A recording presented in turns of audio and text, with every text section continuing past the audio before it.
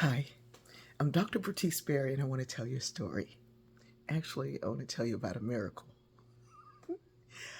I am in the process of becoming a deacon in the Episcopal Church. That's a different process than being a deacon in the Baptist Church. Plus, I'm a woman. In the Episcopal Church, a deacon is an ordained person whose role is sort of like standing between the doorway of the church and the world. We serve in the church, yes, we do. We serve like God's waiter, and we represent the messenger of God by reading the gospel and many other things that we do in the church. But our main role is to bring the needs of the world to the church and the resources and the love and the message of the church to the world. So we're sort of like an emissary. In the Diocese of Georgia, where I am, becoming a deacon is no joke. And for a nerd like me, it's pure joy because the schooling, the education is phenomenal and you learn so many things. And so after you go through school, which is rigorous, I'm getting a second PhD. Anyway, when you go through the school, at the end of it, you do an internship. And I've been doing an internship at a church here in Savannah. And and it's been an interesting, wonderful, marvelous time. Truly, truly, truly. You have a deacon mentor there. I have my deacon mentor back at the church that I'm at. I'm learning from them. I'm learning from the archdeacon of the diocese. I'm learning from the dean of the school, who, if I didn't have her for me to call, I would have quit like 20 times. Anyway, so yesterday was my last Sunday there. And so I'm doing church. And at the end of service, they call me up for a blessing, a prayer over me. And there's this woman who I'd never seen, and she's like, Bertice, oh my God, I can't believe you're here. And I was like, been here since June. Because when I got sick, I had to stay longer. And anyway, so she stays up a little longer, and she's talking to me.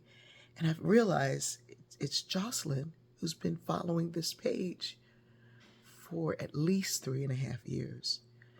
And during this time, Jocelyn lost 3 very close family members. And in 3 years, she lost a parent, a spouse, and a child. And she was going through, and one day she said, it's just so hard. What do I do? I miss them so much. And I wrote back to her and said, love never leaves. It is hard. It's going to be hard, but that love is with you. And yesterday was All Souls Day, All Saints Day. We also celebrate All Souls Day. And there was a liturgy that Father Guillermo pulled together from our prayer, but added and pulled in names that are not always said. Paulie Murray was in there. He pulled in names and places. And in the morning, I spent early morning just going through each person, watching short documentaries, listening to their lives and learning about them. And by the time I got to the end, I could barely get through it. I was, thinking about those who had gone. And here's Jocelyn hearing this prayer, having lost all those people in 1 year. In 1 year's time, she lost all those folks. And she said, had she not been listening to these stories, she wouldn't have made it. Well, yesterday she said she didn't know how she was going to be able to make it through church. Her husband always sat in church with her, and she didn't know what it was going to feel like to be in that pew without him. And then she saw me.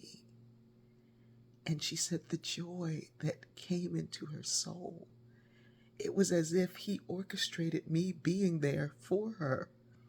And I believe that kind of thing. I really do. As we called out the names of the ancestors who have gone on before her, her husband's name was there.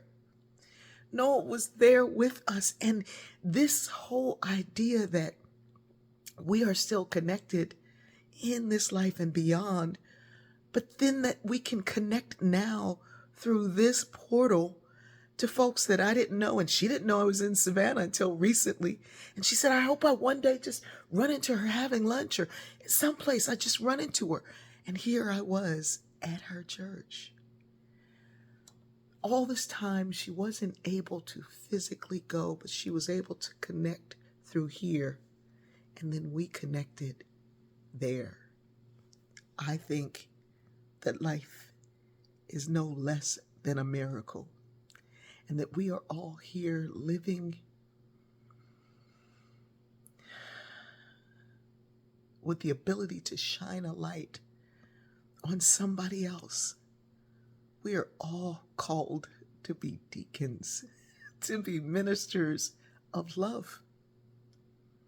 Take the love that's in your heart that you have for your puppy, your family, your parents.